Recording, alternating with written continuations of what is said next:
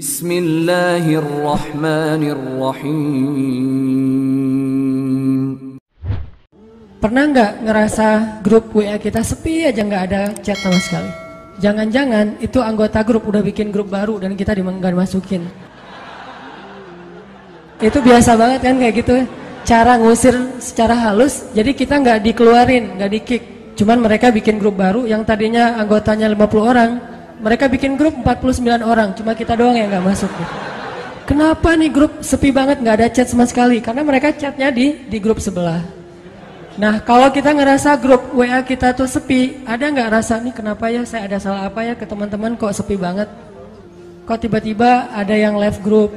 Maaf ya, atau tiba-tiba ujuk-ujuk left group aja, nggak ada pamit, nggak ada omongan apa-apa. Terus kita bertanya-tanya, ada masalah apa ya?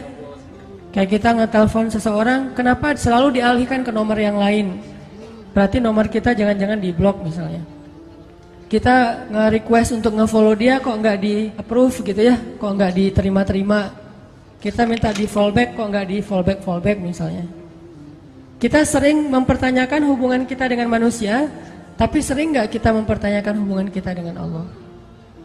Setiap hari kita mempertanyakan hubungan kita dengan seseorang, apalagi seseorang yang ada rasanya di hati kita. Itu setiap hari kita pertanyain. Lasin udah lewat sekali, tapi yang saya belum dibaca. Lewat yang kedua kali, yang ketiga kali. Kenapa 3 kali lewat lasin, tapi kok WA saya nggak dibaca aja, dilewatin gitu? Emangnya dia yang WA banyak banget? Mempertanyakan. Kalau pas barengan dia kelihatan kayak agak sedikit kurang bersemangat gitu, kita mempertanyakan, kok kamu nggak bahagia bareng dengan aku, gitu kan? Kita mempertanyakan terus hubungan kita sama seseorang. Apakah kita punya kepekaan yang sama untuk mempertanyakan hubungan kita dengan Allah Subhanahu Wa Taala?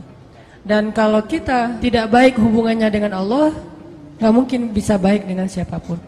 Kalau nggak baik hubungannya dengan Allah, nggak mungkin kita bisa enjoy ngejalanin hidup kita. Nggak mungkin. Sama kayak kita kalau nggak baik hubungannya dengan orang yang kita sayangin, yang berpengaruh dalam hidup kita, itu pasti hari itu nggak nyaman. Pagi hari misalnya ada sedikit keributan kecil sama pasangan, itu sepanjang hari bete aja tuh. Tapi kalau pagi hari itu dibuka dengan mungkin kata-kata yang mesra, kata-kata yang baik sebelum pergi kerja, misalnya ada kecupan yang halal misalnya kan ya, itu pasti sepanjang hari bahagia.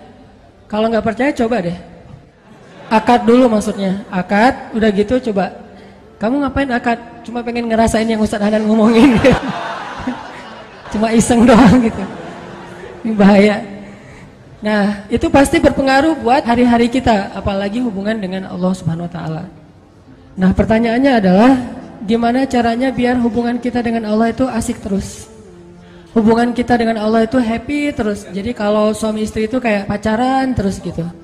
Nggak mikirin listrik tunggakan udah 3 bulan misalnya ya. Nggak mikirin misalnya ada kewajiban apa, cuman mikirin jalan kemana, terus ngapa-ngapain gitu pokoknya nggak usah diperjelas. Susah ngomong depan jomblo. Banyak yang harus disensor ini mah. Nah, gimana caranya kita dengan Allah tuh punya hubungan yang selalu excited. Setiap hari itu bangun tidur bahagia. Apalagi bangun tidurnya sholat subuh. Walaupun dijamak sama duha sih.